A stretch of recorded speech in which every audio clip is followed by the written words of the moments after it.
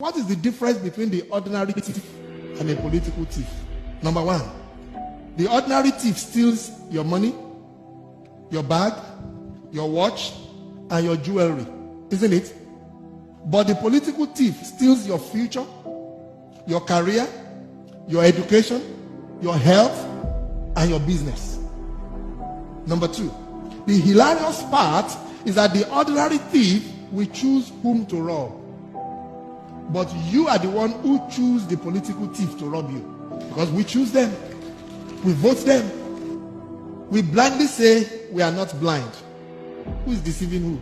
The ridiculous part of the whole issue is that we will fight to defend and protect our belongings from the ordinary thief.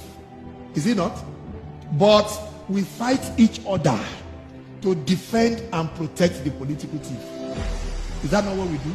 Thugs will be fighting themselves to protect those that are stealing our career, stealing our joy, stealing our health, stealing our success.